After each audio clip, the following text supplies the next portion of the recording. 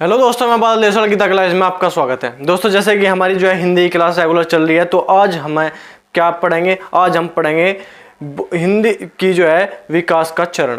हिंदी के विकास का चरण। हिंदी के विकास का चरण मतलब किस तरह से विकास हुआ हिंदी का विकास के, कैसे हमने लिखना शुरू किया, कैसे हमने बोलना किया। उसमें क्या है, उसमें सबसे पहले बोली आती है। बोली क्या होती है? बोली जो होती है हर जगह थोड़ी थोड़ी क्षेत्र में, बहुत ही कम क्षेत्र में एक तरह की बोली बोली जाती है, बहुत ही कम क्षेत्र में।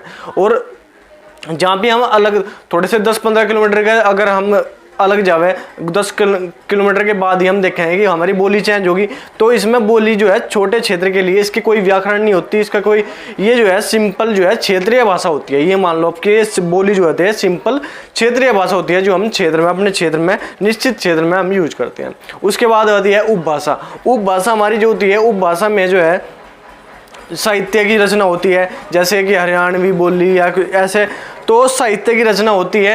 ये जो है भाषा से, बोली से थोड़ी सी विस्तृत होती है, थोड़ी सी विस्तृत होती है।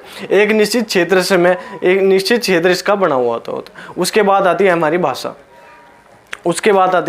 भाषा। तो भाषा का क्षेत्र जो है विस्तृत होता है, भाषा का क्षेत्र पूरा विस्तृत होता है। ये हमारी जो है इसकी व्याकरण होती है, इसकी लिपि होती है, इसकी व्याकरण और मानक लिपि होती है। इसके जो है कार्यालयों में इसका प्रयोग होता है। तो इसे देखते हैं हम कैसे आज समझेंगे हम जो है भाषा के विकास का चरण। हिंदी भाषा के विकास का हम चरण देखेंगे। हिंदी भाषा के विकास का चरण। बोली प्राय छोटे क्षेत्र में बोली जाती है, इसकी कोई लिपि अथवा व्याकरण नहीं होती। नंबर 2, उपभाषा। क्षेत्र बोली से अधिक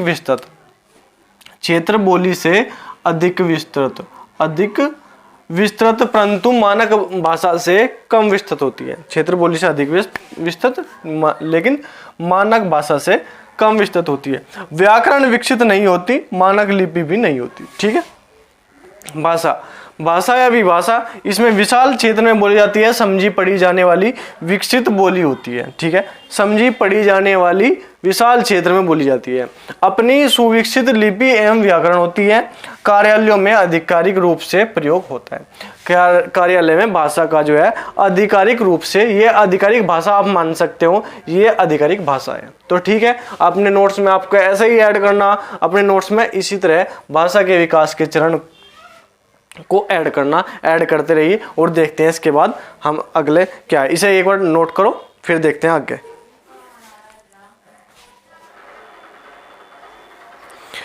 भाषा और बोली और जो है उपभाषा के बाद हमने जो है जॉर्ज ग्रियर्सन ने 1927 में हमें जो है 5 उपभाषा और 17 बोलियों के बारे में बताया। 5 उपभाषा, जॉर्ज ग्रियर्सन जो थे, उन्होंने जो है 1927 में जो है 5 उपभाषा और 17 बोलियों में बांटा, जिसमें जो है सोरसेनी जो है उपवंश के, सोरसेनी अपभ्रंश के जो है, सोरसेनी अपभ्रंश में आपको पता है कि पश्चिमी हिंदी, राजस्थानी हिंदी, गुजराती, तो ये आती है। तो पश्चिमी हिंदी में उन्होंने बताया कि कब है, इसमें हम देखेंगे इस तरह, इसमें जो है हम टिक से देखेंगे।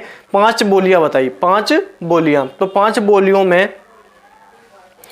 बोलियों में उसने कब कैसे देखेंगे हम, कब है 5 बोलियों का हम देखेंगे कैसे। देखें, जॉर्ज ग्रियर्सन ने 1927 में 5 उपभाषा 5 बताई और बोलियां बताई 17। तो सोरसेनी अपभ्रंश में अगर देखें तो हम पहले में क्या होगा, पश्चिमी हिंदी में 5 बोलियां जो है, इसे इस ट्रिक से देखेंगे हम, कब है। तो क का मतलब क्या है, के का मतलब है खड़ी बोली, बी ब्रजभाषा, के कन्नौजी, बी बुंदेली और एच हरियाणवी और बांगरू, हमें जिसे बोलते हैं। दूसरी क्या है, दूसरी है राजस्थानी हिंदी। इसे कैसे देखेंगे, JMMM, इसमें 4 बोलियां हैं।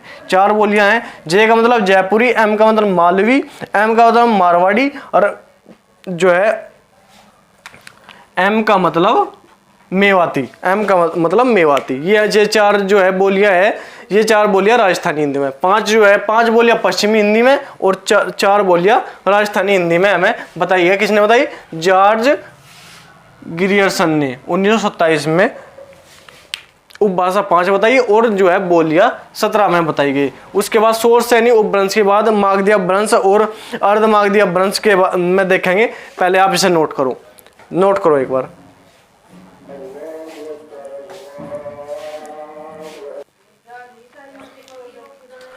अगला अपभ्रंश हमारा है अर्धमागधी अपभ्रंश। अर्धमागधी अपभ्रंश में आपको पता है अर्धमागधी अपभ्रंश में आता है पूर्वी हिंदी। हमारी पूर्वी हिंदी के आपको ट्रिक है, इसमें 3 बोलियां हमें बताई गई है।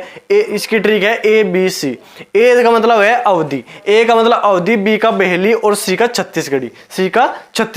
इसके बाद आता है हमारे मागधी अपभ्रंश। मागधी अपभ्रंश में क्या है? बिहारी हिंदी। मागधी अपभ्रंश में है बिहारी हिंदी। इसमें भी हमें 3 बोलियां बताई गई है। 3 बोलियां हमें बताई गई है जिसकी ट्रिक कैसे हम करेंगे?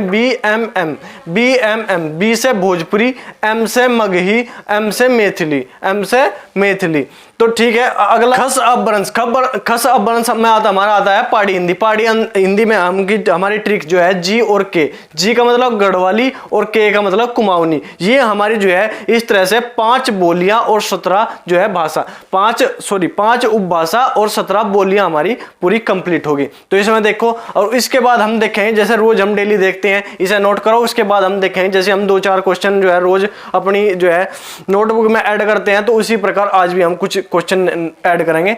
ये जो है थोड़ा सा आपको बोरिंग चैप्टर है तो कोई बात नहीं, आप एक बार इसे अपनी कॉपी में लिख लो, नोट्स बना लो, उसके बाद बहुत जो है आसानी से आपको समझ में आता रहेगा। तो एक बार नोट करो इसे।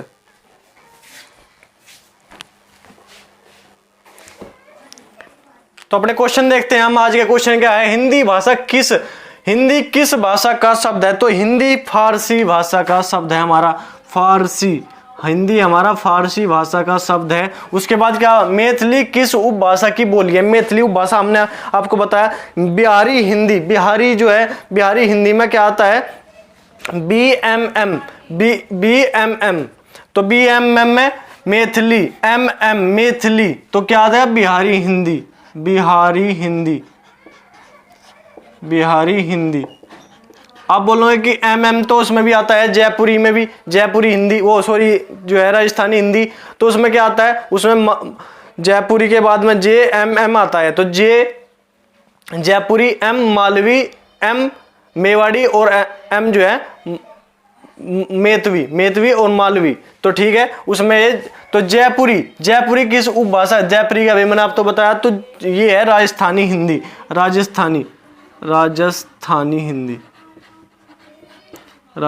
हिंदी। तो इसके कोड अगर आप जो है याद रख लोगे तो ये जो है आराम से आपके याद रह जाएगा। भाषा का क्षेत्र कैसा होता है? भाषा का देखो, बोली का क्षेत्र जो है बहुत छोटा होता है।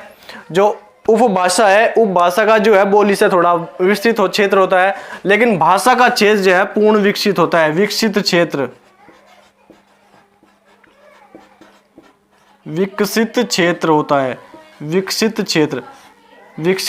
होता है। भाषा का क्षेत्र जो है पूर्ण विकसित होता है। तो देख लो आप, अगर मात्रा की कहीं गड़बड़ हो गया तो कोई ज्यादा ध्यान ना दे करो, क्यों आप सही कर लिया करो, क्यों मुझे इतना थोड़ा मात्राओं का थोड़ा कम ज्ञान है, तो कोई बात नहीं। आप ये आज के क्वेश्चन जो है अपनी नोट में ऐड करो। ये क्वेश्चन जो है आपको बहुत ज़्यादा ध्यान, जो मैंने आपको जो है ट्रिक बताई है तो उसे पर थोड़ा गौर दियो, थोड़ा ध्यान दियो कि उससे बहुत जल्दी याद आ जाए एग्जाम में बहुत जल्दी आ जाए। तो ठीक है, आज के इतना ही। अगर वीडियो अच्छी लगे तो लाइक करो, चैनल को सब्सक्राइब करो, हिंदी की क्लास को ज़्यादा से ज़्यादा शेयर करो और अपने दोस्तों के रिलेटेड के साथ जोड़ने की कोशिश करो। तो ठीक है, आज के लिए इतना ही। धन्यवाद। जय हिंद।